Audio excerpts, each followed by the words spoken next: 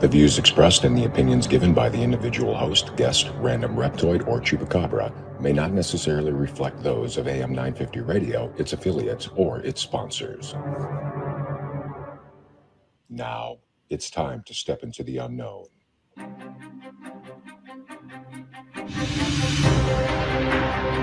There are things people experience but never talk about.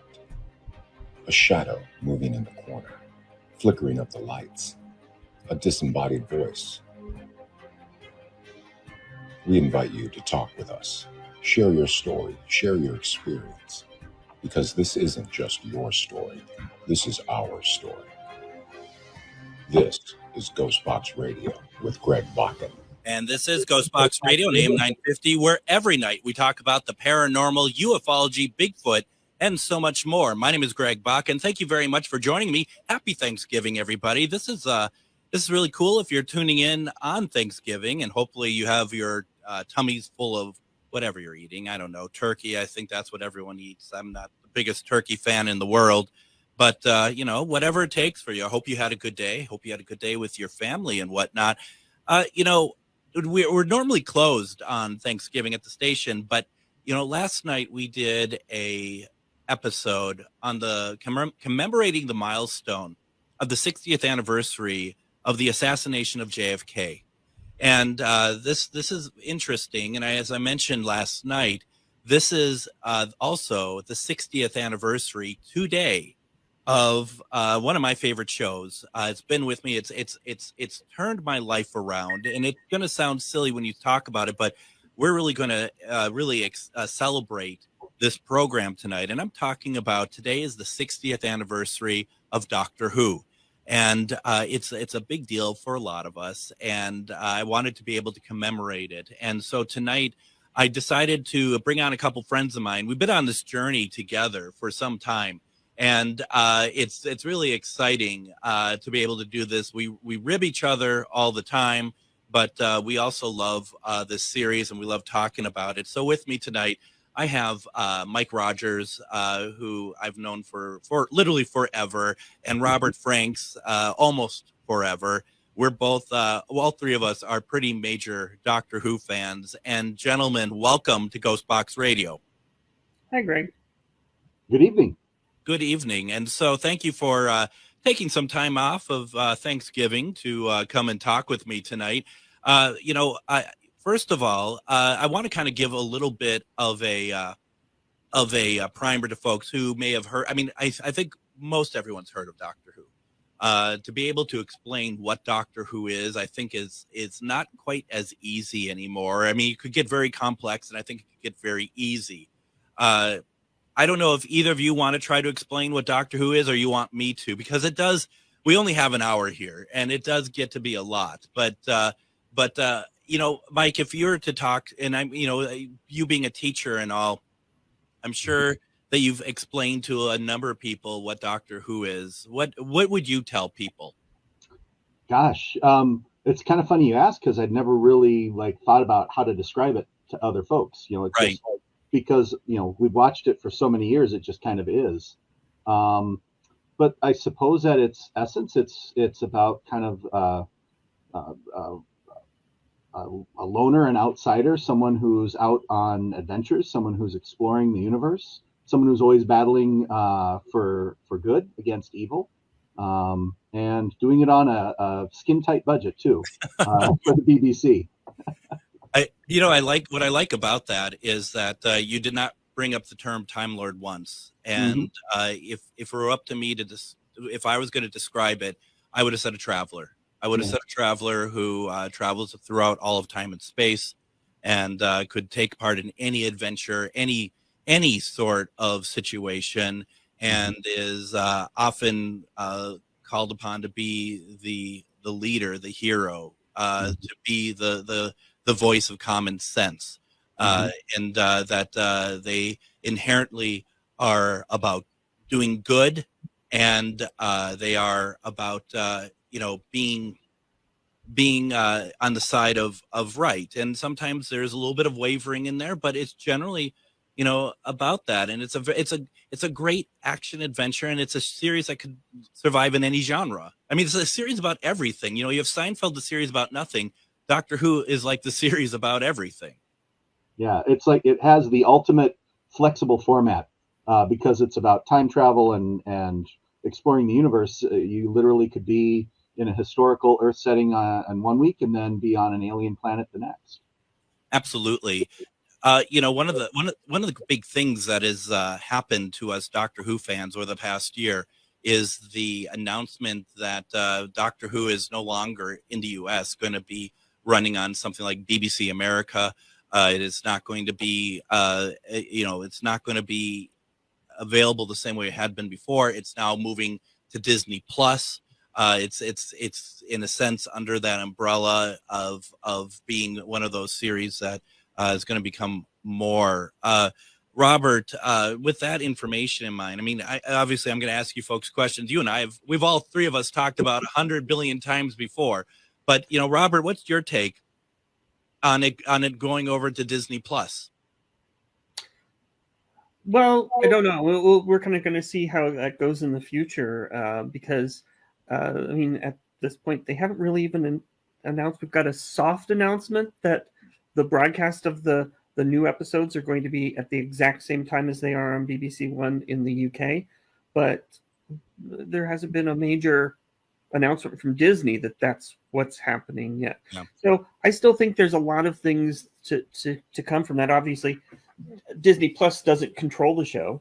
They're putting money in, same as like ABC has in the past, same as back in the classic era, and the same as like the Canadian network CBC has in the modern era.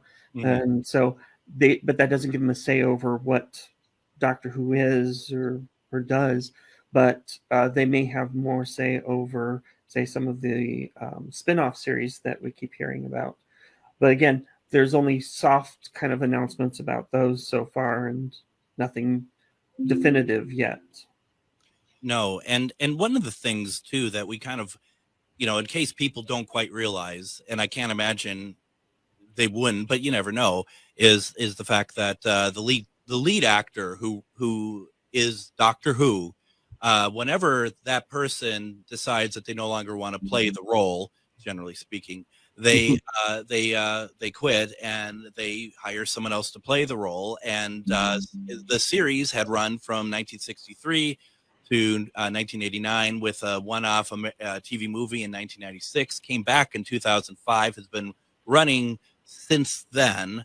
And since then, we have had a number of actors playing the Doctor. But what's interesting is the last Doctor, the 13th Doctor, was played by Jodie Whittaker, the first female to play the role.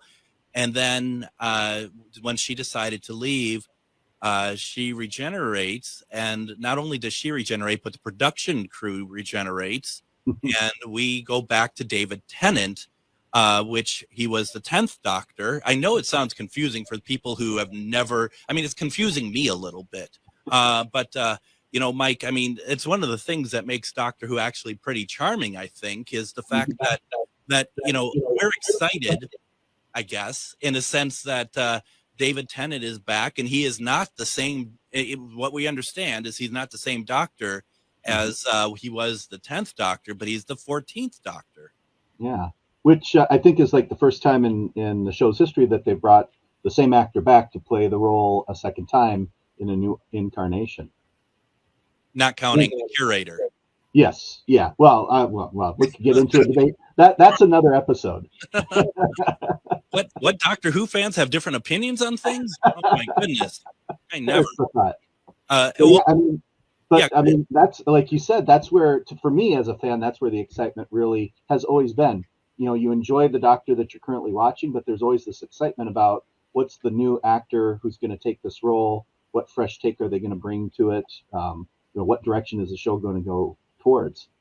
So for me, regenerations are always like an exciting time, and it kind of re-energizes, I think, the fan base. I also think it's interesting too that, like, this was the case with when David Tennant left and Matt Smith took over. So at the End of Time, as well as Jodie's last episode, The Power of the Doctor, that literally at the end of the episode, it's pretty much not only do we get the reveal of a new doctor, but we do get a reveal of a new production team, because they have a hand always in that. It literally is within the end of that story that you have a whole new take on the production as well. And Robert, do you see it the same way as Mike? I mean, I agree. I feel like it's very exciting. It's kind of, I don't know, maybe I'm just lame. I think it's kind of scary at the same time, because it's like, I don't know what I'm going to get, but that's kind of the purpose of it, right? But also, keep in mind, you left out Twice Upon a Time, when, again, the Dr. Peter Capaldi, at the end of that, regenerated into Jodie, and a whole new production team came in. Right. I forgot about that. Yeah.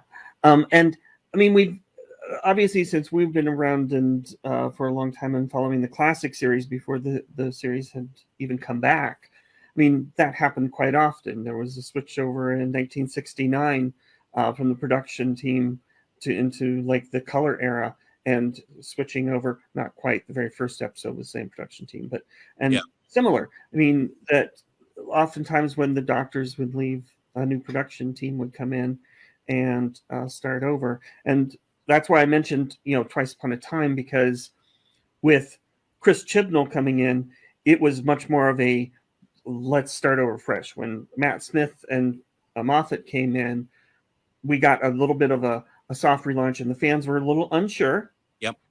But quickly, I think Moffat convinced them that this isn't going to be that bad. But I mean, he kept a lot of the same elements. The keeping Murray Gold and some other things that Russell already had in place, but with Chibnall, he kind of wiped away a lot of that. Brought in new teams for a lot of everything to give the whole show a very new feel. And I mean, from the beginning of the first episode, the Woman Who Fell to Earth, you kind of felt it. I mean, you don't really see her opening credit sequence until her second episode, but that opening sequence is vastly different than what we had for any of the other modern era doctors too. It's a very good point. And even just general norms that some of us Doctor Who nerds, and I'm really considering myself in that. I'm not going to throw you both into it. I mean, even though you both are, but the thing is too, like the norms, the Doctor Who norms that we always rely on, that I love, just the opening and closing credits. Like you said, Robert, when it's a new Doctor, the opening credits are always the exciting part, what the new Doctor credits look like.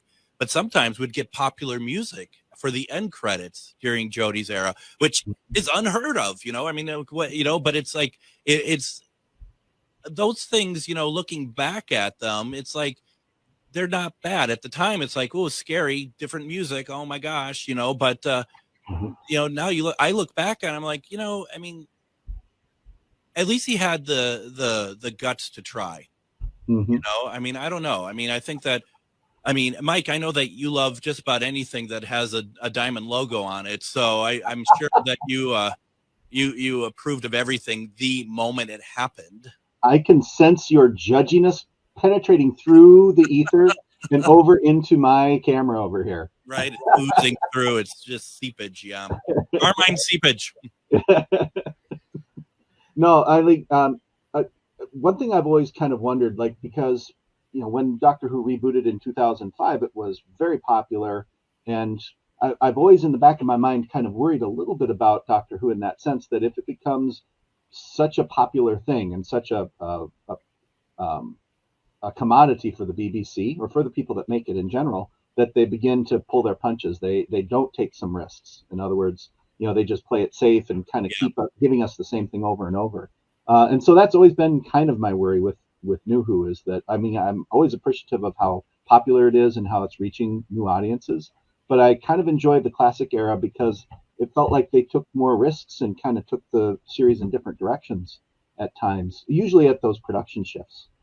Very much so. And I feel like that is one of the things that, I mean, it's funny because I think that fans today may not really care about that. I mean, like the fans that are modern to the series, because that's how television works now to a certain degree.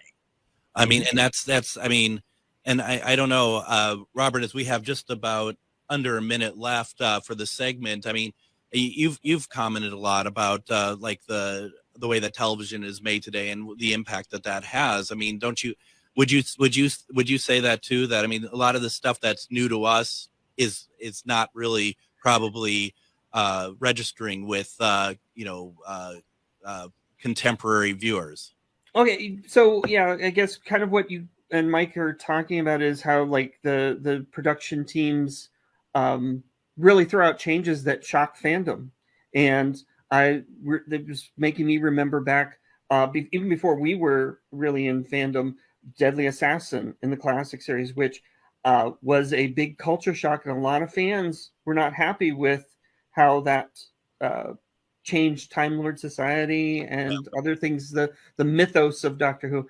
And it's very, very similar to what happened recently with the Timeless Child from the Chris Chibnall era, and how different fans have either taken that as a huge shockwave or they've embraced it. So I think these production teams do the same things over and over.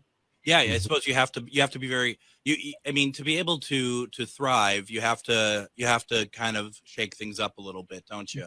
Time and time again. Why don't we go ahead and do this? I'm going to go ahead, take our first break. When we come back, we're going to talk about how old we are, because I think our first milestone anniversary was the 20th anniversary. We're going to talk about when we got into fandom and the changes since then. You're listening to Ghostbox Radio on AM 950.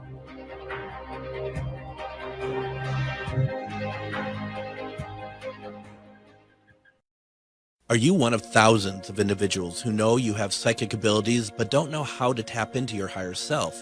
Refined Divine is an extremely gifted psychic medium who offers classes that can help you reach your goals. Refined Divine holds classes Monday and Thursday at her 2 locations and via Zoom. Classes consist of manifestation, learning psychic abilities, shadow work, and healing trauma. Refined Divine has helped thousands, and she can help you. This is Psychic Medium Deb. You can go to refinedivinepsychic.com. Greg Bakken here. Like you, I love good, fresh, delicious food. So I want to tell you about this treasure in Roseville called Maverick's Real Roast Beef. Maverick's has the best roast beef sandwiches I've ever had. Made fresh every order. Add fries or onion rings dropped in the fryer when ordered, and you have a winning combination.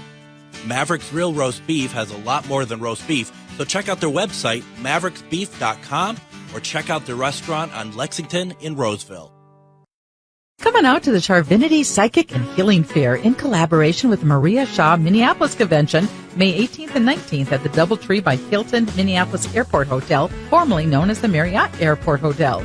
The Charvinity Psychic and Healing Fair features a selection of highly skilled and exceptional local psychic readers, healers, and practitioners, ensuring a wide array of premium services like Reiki, past life regression, and so much more. All practitioners offer something unique to help you. You can pre-book practitioners before going to the event and even possibly win a gift basket by visiting 5 or more practitioners at the fair.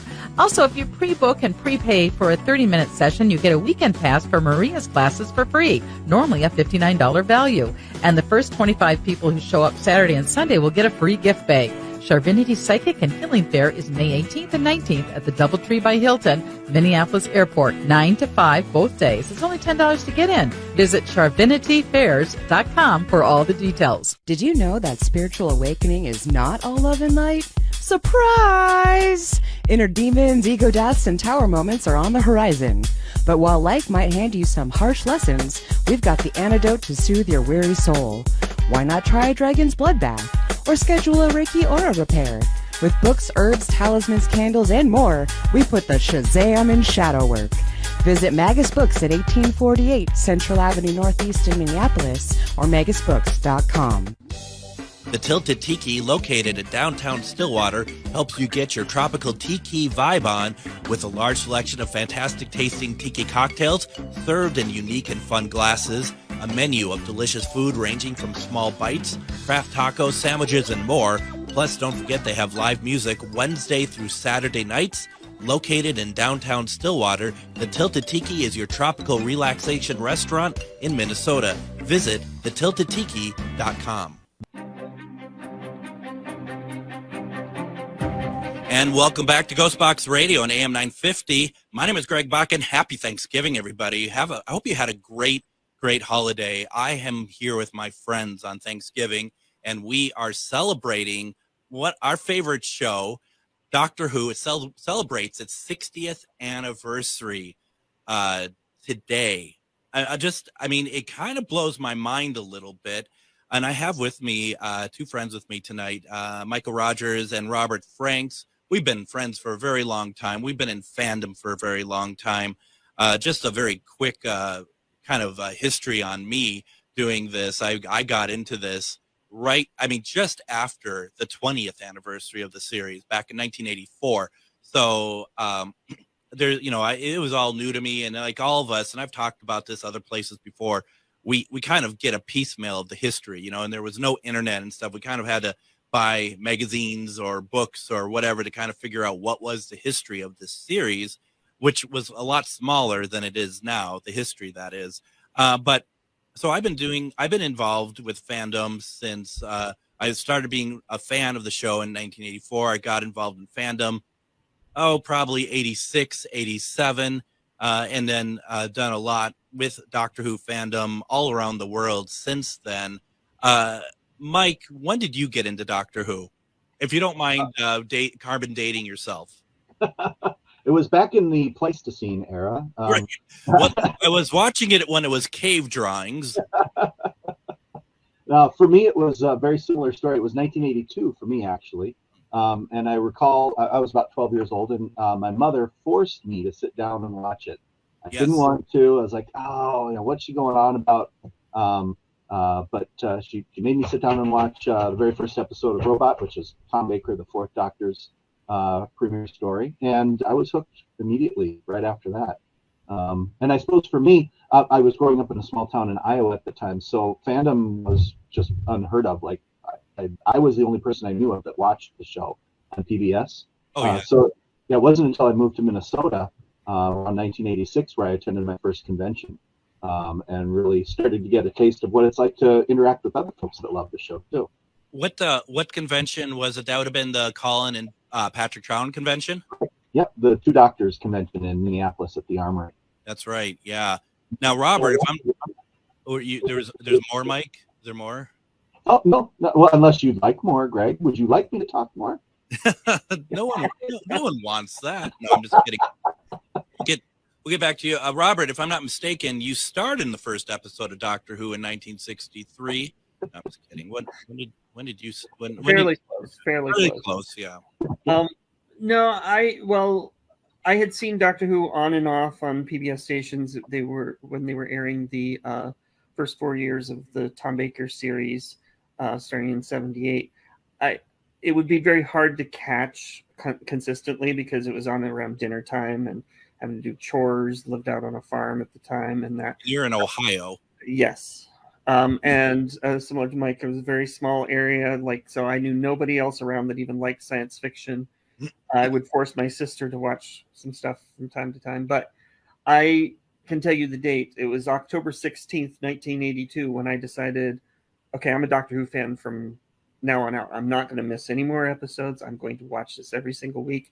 It was Brain and Morbius was on that night, and I have watched Doctor Who every chance I can get after that. Including today, including now, right? Yes, today, watching the Daleks in color. Mike, what did you think of the Daleks in color? I don't know if I like Barbara's pink shirt. I'm just going to throw it out there. I know we were going to steer clear of controversy, but the color of the blouse is just. I might have to just throw away all of my Blu-rays and DVDs after that. Here's the thing is, Mike, you mentioned it, to find a Doctor Who fan when we were fans, like a fellow Doctor Who fan, it was not easy. The conventions were great, But like amongst our daily lives, and you know, back then, and I'll speak for myself, if I saw somebody who had anything that said Doctor Who on it, they'd probably have been mobbed by me, you know, just like, oh my gosh, you know, oh my God. You know, now, how often are you out and you see somebody with like a TARDIS backpack or something on the on their like a bumper sticker or something like that? I mean, the accessibility, Mike, now of people who, like, everybody seems to like it. Do you ever get old? Does that ever, I mean, you are old, but does it ever get old that you have that moment of like, gosh, this is a popular show? Yeah, no, it is a bit surreal because growing up in the classic era, I mean, we enjoyed it, but it wasn't necessarily like the height of culture to bring this to your friend group and say, hey guys, let's sit down and watch an episode together. So like in particular, I noticed it around the 50th anniversary is when it was really permeating American culture heavily. And I'm a teacher, school teacher. And so a lot of my middle school students would pick up on references, or they'd mention it in passing, and I would be like, oh, you watched that too, huh? And so, yeah, it's a bit surreal, just being a fan of that certain age to see it being so popular amongst so many people. It's really kind of fun. And I suppose you play it cool. Yeah, I've heard of that. That show? I might have caught a couple episodes. Yeah, no, I totally know about that. I mean, and Robert, we had quite the experience. We went out to New York. We went. Mike wasn't invited to this, but lost my invite apparently. Huh? Yeah, I'm sure that's what happened. But Robert and I, we went to the premiere of both the first Matt Smith's episode and the first Peter Capaldi episode, and we went on behalf of BBC America. They gave us passes because we were able to finagle a few things, and we were at the hotel bar across the street from where the Capaldi the premiere was, and the bartender there, Robert, he was, I mean, it's just like, it's like you could talk publicly about being a Doctor Who fan. I think, you know, that was pretty cool. I think this is probably one of my favorite memories about the whole thing. Yeah, I don't recall ever being embarrassed to say that as a Doctor Who fan, but it did no good to talk to people when you, like you said, go to a bar and talk to the bartender, because they would have no idea what that was, or they might possibly go, "Is that the one with the guy in the scarf?" Yeah, and that's about it as far as pop culture went, and it's everywhere now. I mean, to be able to go into Target and buy a TARDIS shower curtain, it's just kind of like mind-boggling. And even going into like a Barnes and Noble or something, just picking up Doctor Who magazine, that's pretty crazy too. You know, and I remember I must have been like in 9th or 10th grade or something. We had some kind of guest speaker. He was older. He's probably my age now, but he was probably, I think he was like in his 50s. Oh God. He looked like kind of like Santa Claus, and he just he was talking about something, and he was like looking at everybody who talked like a speaker would, and then he said, or something like the adventures of like Doctor Who, and when he said it, he looked directly at me, and I thought, oh my God, how does he know? You know, it's just like, it is just like that fear of like, does everyone else staring at me about it? Because I'm not embarrassed by it. I wasn't embarrassed by it, but like you said, it wasn't something you bring up. And it wasn't embarrassed by the show. I was embarrassed by the reaction people would give about it. And one of the things that I remember the most was like my parents would really, my dad in particular, he just really didn't like the show, and he would rip on it. And he ended up watching, like, he fell asleep in his, when he was in his bedroom, and he watched Attack of the Cybermen. Like, it just was on. And he was like, God, I watched that. That was horrible. I hate it. All this stuff. And then, years after I move out and I come to their house, and they're watching Tenant, they're watching the show.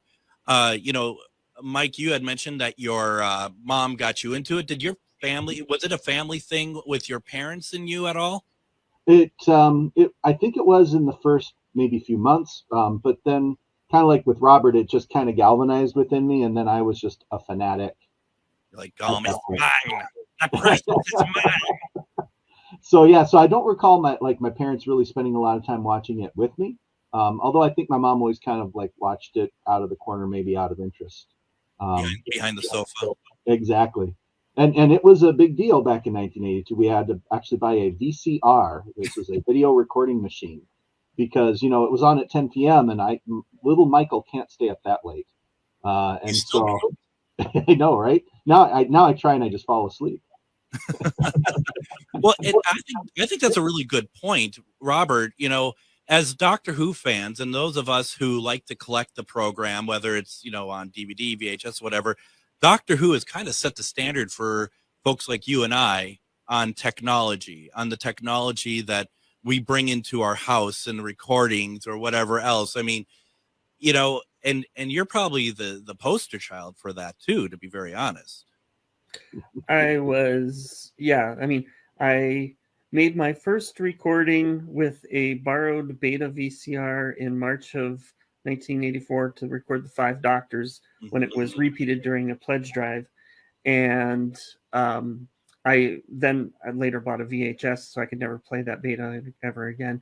But yeah, the reason I bought a VHS was I saved up my money specifically because I needed to record Doctor Who, to have all of them on tape. And I planned out which stories were going to go on which tapes, had all of them bought and labeled even before there was anything recorded on them. And then buying them when they started to be released on VHS, then on Laserdisc, then on DVD. Every time that I've upgraded to new technology, it's been because of Doctor Who, so that I could get better recordings. And folks, I hope you understand when I ask Robert that question, I might be a little jokey about it. I by no means am disagreeing with anything he says, because I've been right there with Robert. Maybe not the first to get that, but I've certainly have gone. Yes. Who was it that convinced you to buy a PAL television? Well, exactly. Well, that was Jonathan. Well, yeah. Okay. No, but it is important. I mean, it's stuff that my parents had often said to me. They're just like, we're not the biggest fan of the show, but it kept you off the streets. I mean, it kept me from being in drugs or something. There's worse things that we could be instead of like wearing scarves and stuff. I do want to say, because we have about 3 minutes left in this segment, I just want to say, now that this is the 60th anniversary, and Mike, I'm sorry that you weren't a part of this. For the 50th anniversary is probably one of my favorite memories, Robert, of us watching Day of the Doctor at your work in the IDS tower. And we all brought really high end, like hors d'oeuvres, snacks and stuff. And one of our friends, what's that? Champagne. We went out to Manny's afterwards, and we had steak dinner. That was fantastic.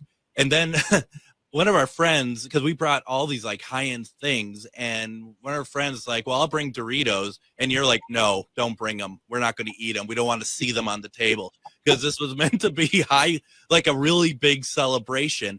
But that day was just really special, because we had simulcast, which, how time flies. Simulcast around the world, which, was a big deal. Now, look at streaming. That wasn't really a thing back then. And then we had the 5-ish Doctors that I didn't even know about. That was a lot of fun, Robert. I really enjoyed that. Yep. And not the only thing that was being like broadcast around the world. That was also 1D Day that was being shown around the world too. It's two events being shown around the world on the same day. That's right.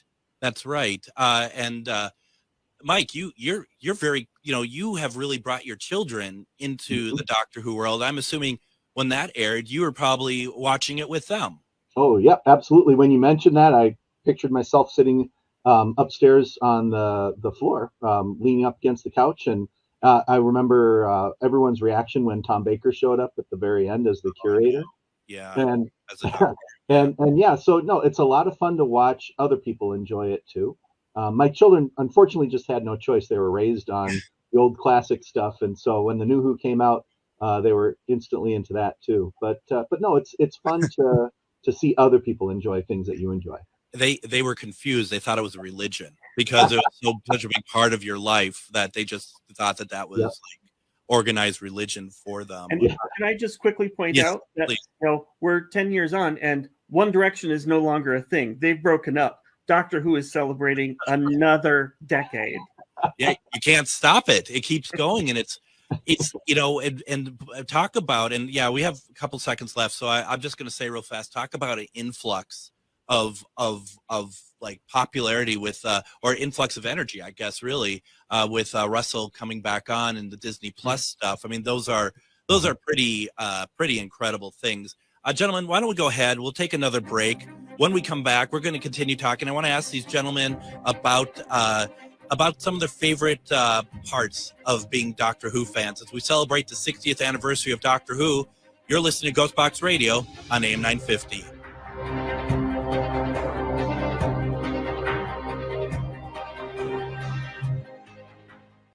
Need a stone to change your luck or break a curse? Try Larvikite, known for its hex-breaking powers. Need an herb to repel negative spirits? Try Rue, used to repel demons and jinn. Want to create a decoy so black magic can't touch you? Make a witch bottle. For more magical advice, visit Magus Books in Minneapolis. We've got the tools and the expert advice you need to succeed against the dark arts. Find us at 1848 Central Avenue Northeast in Minneapolis or at magusbooks.com. The Tilted Tiki, located in downtown Stillwater, helps you get your tropical tiki vibe on with a large selection of fantastic tasting tiki cocktails served in unique and fun glasses, a menu of delicious food ranging from small bites, craft tacos, sandwiches, and more. Plus, don't forget they have live music Wednesday through Saturday nights. Located in downtown Stillwater, the Tilted Tiki is your tropical relaxation restaurant in Minnesota. Visit thetiltedtiki.com. Greg Bakken here. I've told you about the out-of-the-world roast beef sandwiches at Maverick's Real Roast Beef, but I haven't told you about their Philly steak sandwiches, turkey bacon avocado sandwich, BLT, crispy chicken, fish sandwiches, brisket, or pulled pork. Okay, you get the idea. They make a lot of delicious food to the same standard as their famous roast beef sandwiches, and now I'm starving. I'm going to go to Maverick's Real Roast Beef off Lexington and Roseville, and you need to go too. Check out their menu at mavericksbeef.com. Have you ever met someone who not only can help you on a deep spiritual level, but also potentially change your life? Refined Divine is an extremely gifted psychic medium who travels the nation and lives right here in the Midwest. And she offers mediumship, mentorship, house and business parties, energy healing, palm readings, and so much more. Refined Divine has helped thousands, and she can help you. Hi, this is Psychic Medium Deb. I cannot wait to hear from you. You can go to refinedivinepsychic.com. Come on out to the Charvinity Psychic and Healing Fair in collaboration with Maria Shaw Minneapolis Convention, May 18th and 19th at the Doubletree by Hilton Minneapolis Airport Hotel, formerly known as the Marriott Airport Hotel.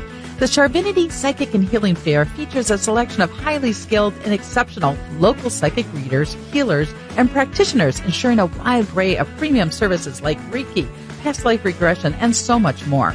All practitioners offer something unique to help you. You can pre-book practitioners before going to the event and even possibly win a gift basket by visiting 5 or more practitioners at the fair. Also, if you pre-book and prepay for a 30-minute session, you get a weekend pass for Maria's classes for free, normally a $59 value. And the first 25 people who show up Saturday and Sunday will get a free gift bag. Charvinity Psychic and Healing Fair is May 18th and 19th at the Doubletree by Hilton, Minneapolis Airport, 9 to 5 both days. It's only $10 to get in. Visit charvinityfairs.com for all the details.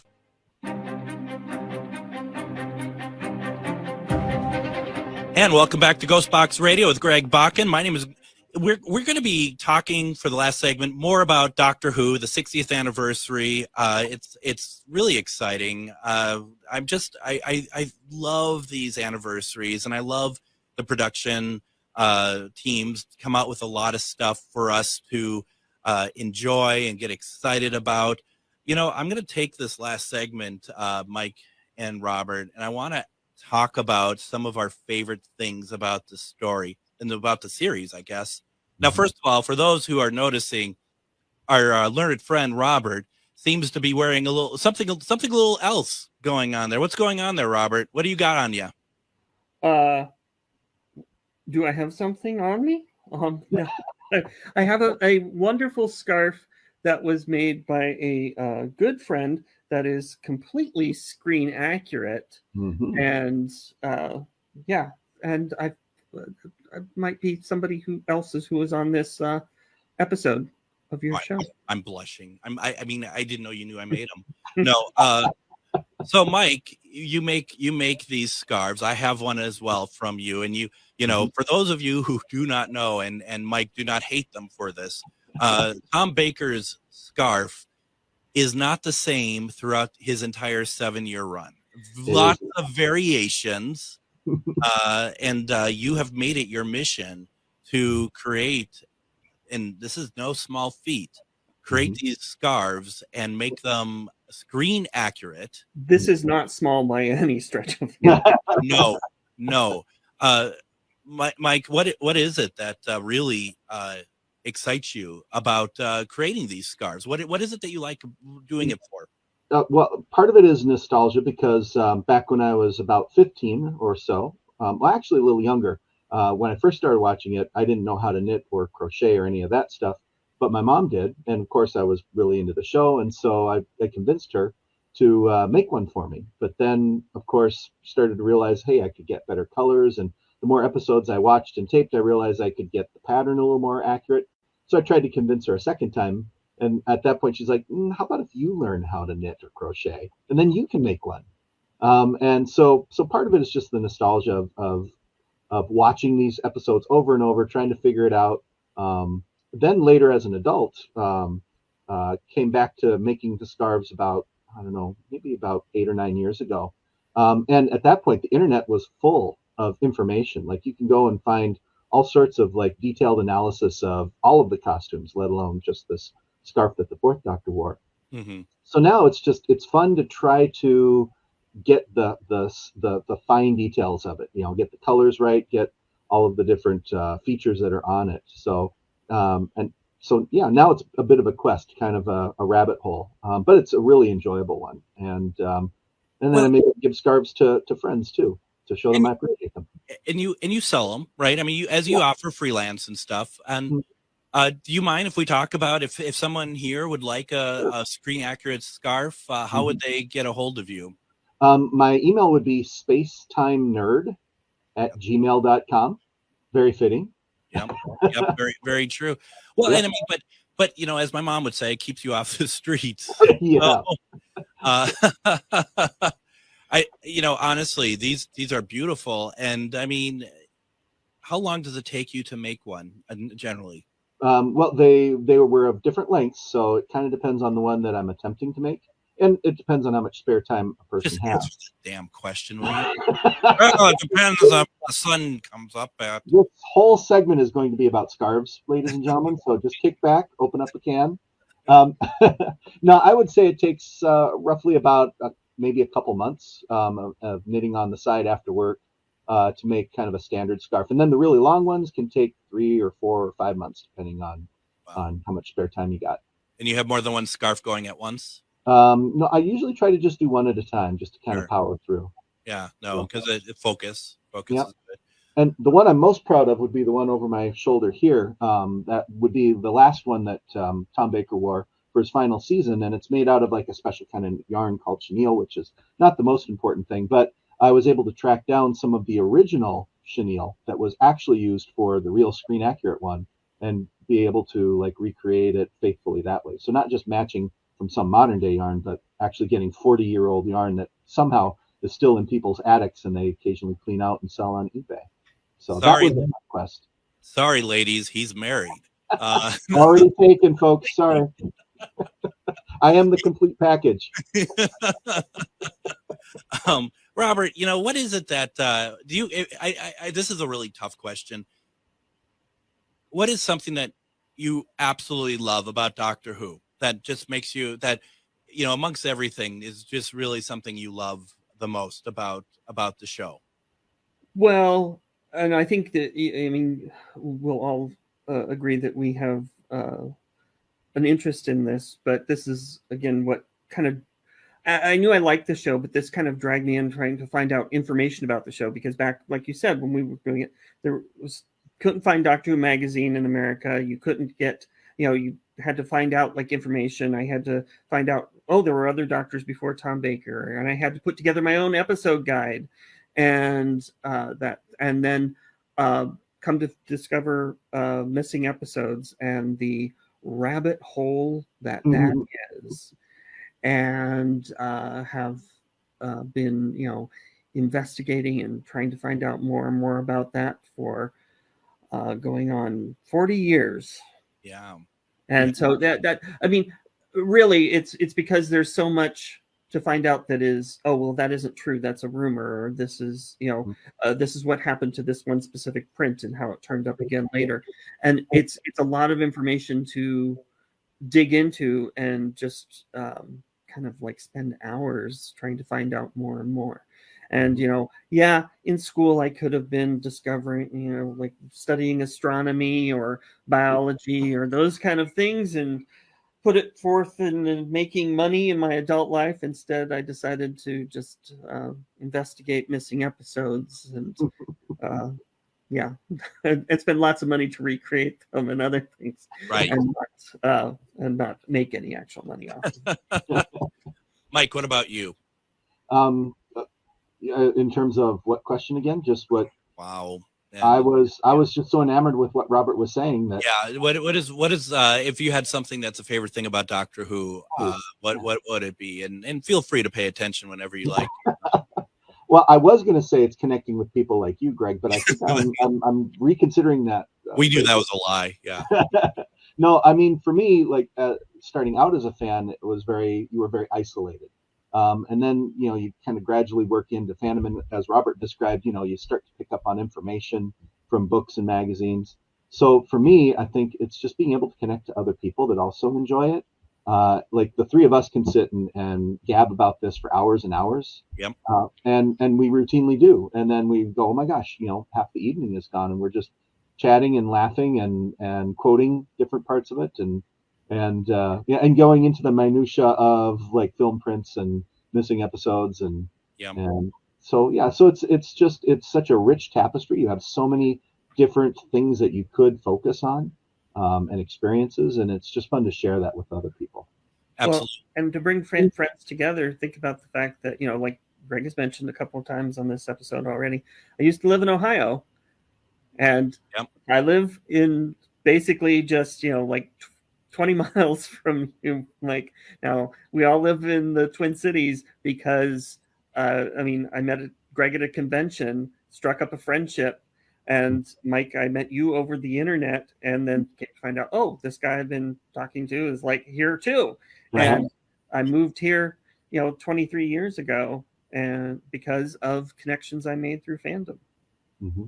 And for those of you interested in knowing, 97 Doctor Who episodes from the 60s do not exist, and that they're lost. They were destroyed, and possibly film prints exist. We won't get into the minutia of it because that's another 5 episodes. But just know that stuff does get found, and back it was 10 years ago that a bunch of episodes were released that were found, but. The reason why I want to bring that up too is because, Robert, that's my favorite thing about Doctor Who as well. Still, I think you both nailed it. Yes, the friendship stuff is fantastic, but the missing episodes, there's something about that mystery. If we're Doctor Who fans, that's kind of the true crime part of Doctor Who, where it's like, these are gone. Why are they gone? Where did they go? There's always, for something that happened 60 years ago, 50 years ago, there is new information that always comes around. It's just exciting to talk about it, and stuff gets found all the time. So that is one of my favorite things, and one of the things that is shocking to me, and today is a great example of it, is those missing episodes. They've been reconstructed in the past. Robert had worked on that in his time doing all this stuff, but now they're animating a bunch of these, and today Robert and I got the latest animation on Blu-ray from the UK. I mean, the stuff that has happened, and we only have about 4 minutes left. The stuff that's happened, though, that when we were young, those seemed like pipe dreams, like Pertwee, John Pertwee episodes that only existed in black and white when they should have been colored. They're now color. The missing episodes, they are being revitalized in ways that we all joked about. Wouldn't it be great if there was, animated versions of them? And it's happening. I mean, Mike, could you believe it? No, absolutely not. And even just like realizing that there were audio recordings of the missing episodes. So like they're these layers that you just kind of like, you look back and you think, wow, like how fortunate are we as a fandom, just to the level of detail and love and attention that the franchise still garners after 60 years. And Robert, it always felt like to me that like when it comes to home media and stuff, and even just anything Doctor Who, it, maybe in the beginning it was, very early on in the 80s, maybe stuff was slapdash, but it really feels like really from the mid 90s onward, and even before that, Doctor Who has always been for a brand that maybe wasn't the highest seller for the BBC after its first cancellation, but it always was taken care of pretty well. That's always surprised me, and in a good way. And that is really, because it goes back to the fans, because people that were young fans grew up, got into, working in television, both, in front of the camera, behind the camera. I mean, all of our current era producers have been fans when they were young and grew up knowing they wanted to make Doctor Who. And some of the stars of the show now grew up as fans of the series. And, it's the same thing. Some of the people working on doing, figuring out how to do restoration. A lot of stuff has been pioneered because Doctor Who fans wanted to restore some of their episodes. And then someone said, oh, we can use this to restore other movies and television. And it's incredible. I see, I get a Blu-ray showing how they've restored a really classic film, Metropolis, and how they went about all of the restoration work and I'm like, yeah, they've been doing that to Doctor Who for years. And some of it's like witchcraft, like the whole chroma dot technology thing that was developed by Doctor Who fans to be able to extract the color out of black and white prints and restore color episodes. It's kind of amazing when you think about like all of the advances that have happened simply because of the love of that program. And what I also like about it too is like Doctor Who itself is like the history of television production in the UK from the 60s. It's lasted for so long that you are actually seeing how television was made in the mainstream all throughout the last, not 60 years because there was a gap, but still I love that part about Doctor Who as a study in television. You couldn't get a better case study. I mean, that the show in the 60s was almost shot live. Like they could afford maybe 2 or 3 edits. And so big, long sequences were just filmed right there and they'd have to budget their time to get the actors to another set because they couldn't afford to cut. So yeah, it's really, truly amazing to watch that archival television from the 60s as they're inventing the medium. Truly. I mean, who would have thought that program that started in a junkyard, paced as live, and the hero of the show, his introduction to the British audience is him, hacking up a lung. It comes this way. Robert, we're running out of time. We have about 30 seconds left. Anything you want to add about Doctor Who that has impressed you over the years? Just that the classic and the new series is mixed together wonderfully well. I mean, just this week, the Radio Times released some 60th anniversary photos and happened to have the very first companion from the very first episode right alongside the most recent companion. The lineage is beautiful, and this is a fantastic 60th anniversary. My dear friends, happy 60th anniversary to Doctor Who. What a fun day. Thank you both very much for joining me. We'll be back next week with more, not Doctor Who, but paranormal. Everyone have a great weekend.